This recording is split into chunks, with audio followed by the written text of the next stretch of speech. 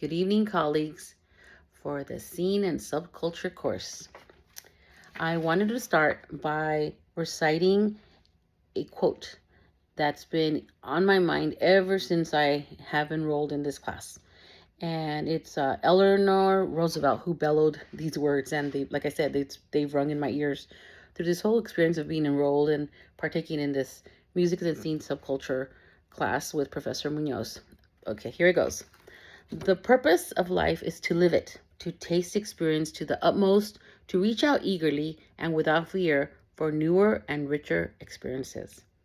Okay, to say this class was life-changing would be an understatement. And although it may sound cheesy, it's very true. I will begin with the image of a university music hall filled wall to wall with many varied individuals ranging from UC Berkeley, UC Santa Cruz students, professors, and quite a handful of what appear to be elderly Korean women adorned in their Sunday best, accompanied by their handy dandy walkers. So that was a little interesting to observe.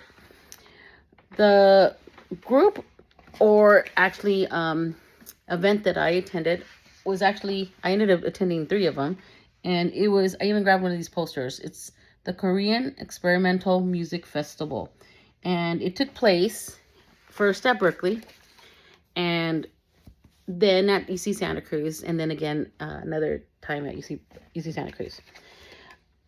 The events happened in their recital halls, which I thought was like amazing, because the acoustics and just the rooms were just adapted to be able to just powerfully display the music. And I found it to be quite extraordinary.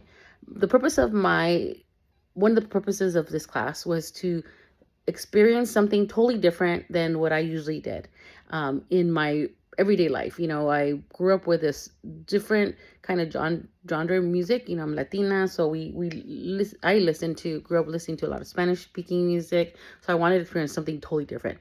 So I'm going to share with you a little piece from the concert. So I have to kind of share with you something. So we were not privy to trying to record, because it was discouraged, but I recorded a little piece so that you guys could experience it. So let me go ahead and play it so you can experience it.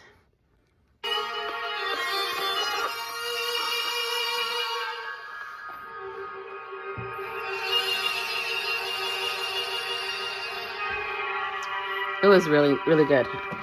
Now, one of the things I loved about it was taking traditional Korean instruments and using the technology from UC Santa Cruz and UC Berkeley and Stanford, and digitizing the music so that it could incorporate both the traditional, like amplify the instruments, and it really was very effective.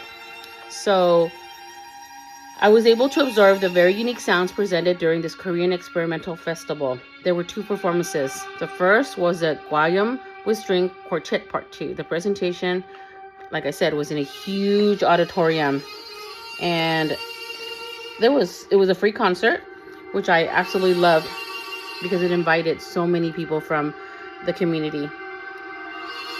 Now, one of the things I actually found incredibly awesome was that the National Gugak Center of Korea was joining the Del Sol String Quartet, which is from UC Santa Cruz.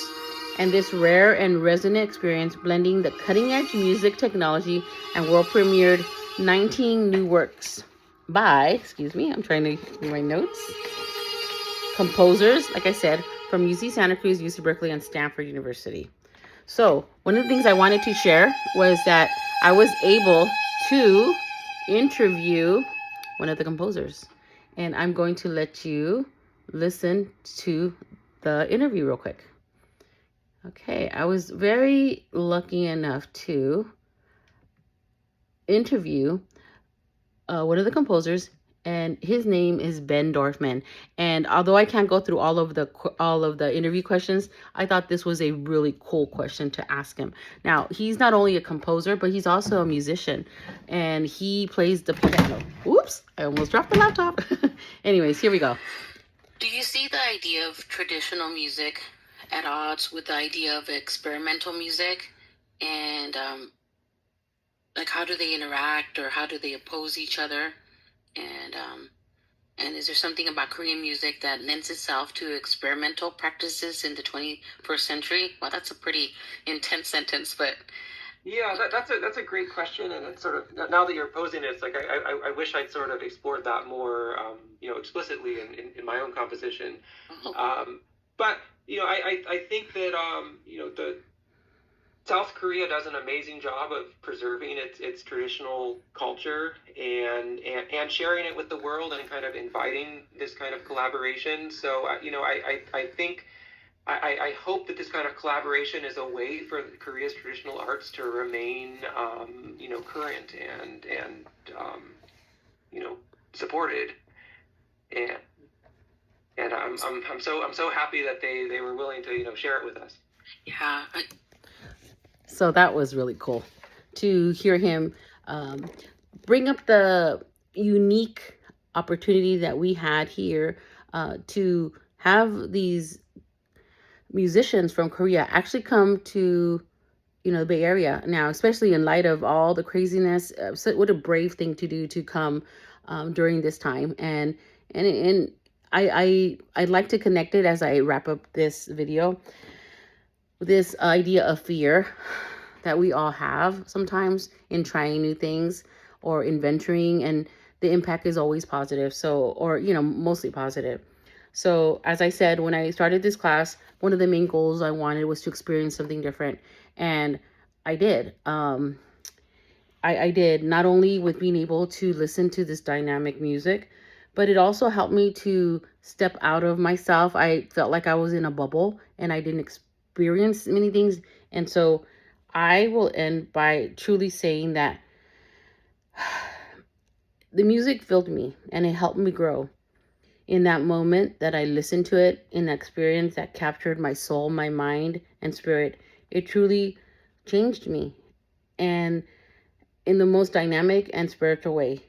And like I started this whole video by saying that what Eleanor Roosevelt said, the purpose of life is to live it, to taste to the utmost, and reach out eagerly without fear for newer and richer experiences. So through music, I felt that happened.